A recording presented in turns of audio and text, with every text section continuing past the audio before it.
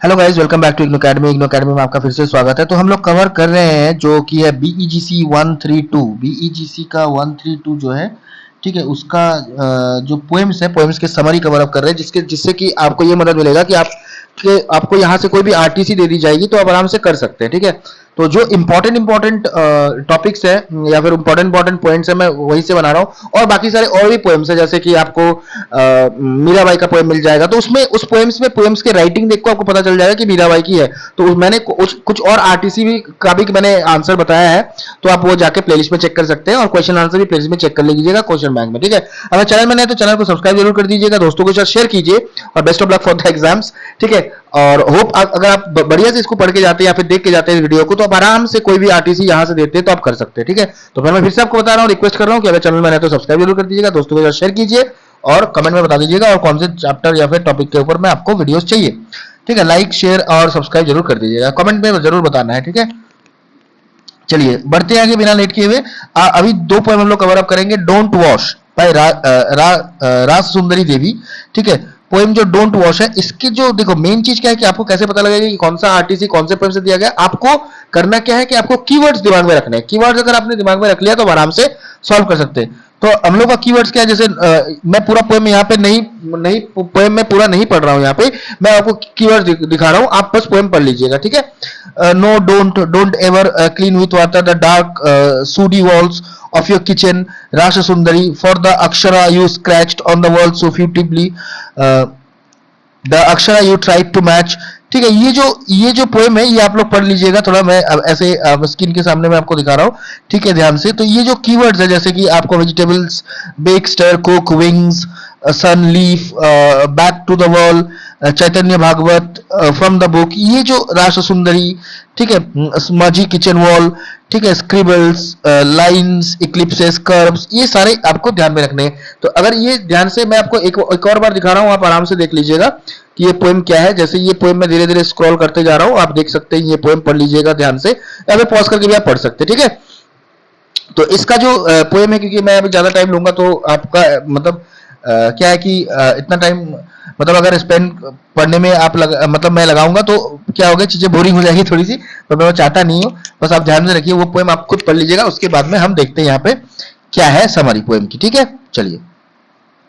Don't Wash is a tribute to Rasa Sundari Devi, one of the first Bengali women to learn reading and writing in a society where women were not encouraged to get an education। तो एक रासा सुंदरी देवी जो है one of the first Bengali women है to learn reading and writing in a society. तो society में वो पहली women थी जो लर्निंग कर रही थी इस सोसाइटी में, मतलब पढ़ना लिखना चाहती थी, जिस समय पे वुमेन को पढ़ने लिखने की कोई खुली छूट नहीं थी। The poem celebrates her courage, determination and love for learning. तो जो पोएम जो है उनके करेज को, उनके डिटर्मिनेशन को, और उसके लव, जो पढ़ाई के प्रति जो उनकी भक्ति थी उसको, पढ़ाई के प्रति जो उनकी मतलब इच्छा थी, वो दर्शाता है। The poet asks Rasa Sundari not to wash the dark walls of her kitchen. These walls are special because she secretly practiced writing letters on them। तो यहाँ पे जो है कहा ही जाता है कि जो किचन में जो डार्क वॉल्स है, तो वहां पे आप पोएम में पढ़े होंगे डार्क वॉल्स, तो जो डार्क वॉल्स है उसको धोने के लिए मना करे, क्योंकि उसमें जो है उन्होंने सीक्रेटली लेटर्स को लिखना, ये चीज प्रैक्टिस किया, राइटिंग। तो वो उस समय पे क्या थी, वुमेन को मतलब पढ़ने लिखने नहीं जाते थे, तो वो किचन में ही मतलब रखा जाता था, मतलब किचन में ही स्पेंड करते थे वुमेन ज्यादातर टाइम। तो किचन में स्पेंड करते करते उन्होंने पढ़ना लिखना सीखा, और वॉल्स को उन्होंने स्लेट के हिसाब से यूज किया। Since women were not allowed to study, she had to learn in secret while doing her household work और doing household work. The kitchen become her classroom and the wall become her notebook. अभी मैंने बताया। The poem describes how she tried to connect written letters with the sound she heard while cooking, cleaning and doing daily chores. She continued her efforts to learn. The letters written on the wall are shown as living things that can fly and move. The image highlights the power of knowledge and education। तो ये जो poem है वो क्या दर्शाता है कि highlight करता है कि power of knowledge and education. जो नॉलेज और एजुकेशन का जो पावर है वो हमें बताता है, या फिर दिखाता है, या फिर बताता है कि कैसे एक नॉलेज और जो एजुकेशन का पावर होता है कैसे उभर के आता है, चाहे वो किसी भी सिचुएशन में हो। ठीक है, तो मैं ज्यादातर आपको इंग्लिश में ही बताऊंगा क्योंकि चीजें आपको इंग्लिश में ही लिखनी है, इंग्लिश में ही समझिए चीजों को। मैं बहुत ही इजी अंडरस्टैंडिंग लैंग्वेज में और इजी लैंग्वेज में मैंने आपके लिए आंसर लिखा है, आंसर मतलब लिख के आपके सामने मैं लाया हूं ताकि आपको समझने में आसानी हो, ठीक है। और जहां पे जरूरत होगा मैं वहां पे बाइलिंगुअल के लिए बता दूंगा। The poem also refers to Rassundari secretly taking a page from Chaitanya Bhagavat and palm leaf to practice writing. तो वो चुपके से पेज लेती है चैतन्य भागवत से और मतलब पाम लीफ जो कि प्रैक्टिस राइटिंग प्रैक्टिस के लिए।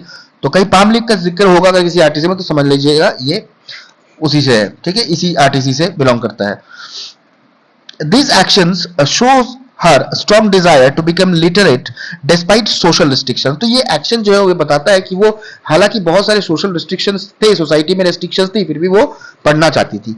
The black kitchen wall becomes a symbol of freedom, learning and self-expression. The mark she made on the wall opened the door to a new world of knowledge. The poem honors Rasa Sundari Devi's struggle for education and shows that determination can overcome social barriers. It celebrates the importance of literacy and the courage of women who challenge traditional limitations to achieve their dreams. तो ये poem एक बहुत ही अच्छा example है जिसमें बताते हैं कि सोशल बैरियर्स के होते हुए भी जो डिटर्मिनेशन अगर आपके में हो तो आप किसी भी सोशल बैरियर को तोड़ सकते हैं, सोसाइटी में कितनी भी बाधाएं हैं उसको हटा सकते हैं और आप जो सेलिब्रेट कर सकते हैं क्या इंपॉर्टेंस ऑफ लिटरेसी जो इंपॉर्टेंस ऑफ लिटरेसी है, मतलब पढ़ाई लिखाई कितना वैल्यूएबल है उस चीज को ये पोएम बताता है, दर्शाता है। और जो वुमेन का जो करेज है, साहस, जो इतने जो सोसाइटी इतनी मतलब पैट्रियार्कल सोसाइटी होने के बावजूद भी जो साहस उन्होंने दिखाया ये सराहनीय है, ठीक है। अब her dream bye Indira Sant का जो पोएम है हर ड्रीम वो देखेंगे हम लोग एक बार अभी। Her dream like the dream of dozen other women, जैसे कि मैंने आपको बताया कि आपको कीवर्ड से पता लगा लेना है कि कौन सा पोएम से आरटीसी दी गई है। तो यहाँ पे डिलीशियसली फुल मैं पढ़ नहीं रहा हूं, आप पढ़ लीजिएगा पोएम क्योंकि मैं आपको कोशिश कर रहा हूं कि कम से कम समय में आपको क्वालिटी कंटेंट दे सकूं, ठीक है, इसलिए आप पढ़ लीजिएगा, पढ़ के अगला समरी मैं समझा दूंगा आपको।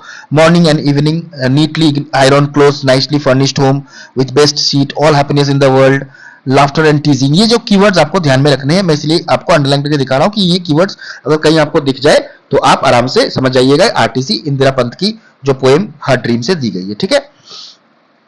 चलिए आप एक बार पढ़ लीजिएगा ध्यान से ये पोएम जो है, ठीक है। अब चलते हैं समरी की ओर, पॉज करके भी आप पढ़ सकते हैं, ठीक है। Her dream is a touching poem that presents the simple hopes and desires of an ordinary woman. तो जो हर ड्रीम जो है एक पोएम है जो औरत की जो सिंपल होप है उसके ऊपर ये लिखी गई है। The poem shows that her dream are not unusual and unrealistic. जो पोएम है जो ये हर ड्रीम ये अनरियलिस्टिक और अनयूजुअल नहीं है, they are the same dream shared by many women. ये एक सेम ड्रीम है जो बहुत सारे वुमेन शेयर करते हैं। The women dreams of having enough food for her family, a comfortable home, neatly iron clothes and happy family life. तो हर किसी वुमेन का यही सपना होता है।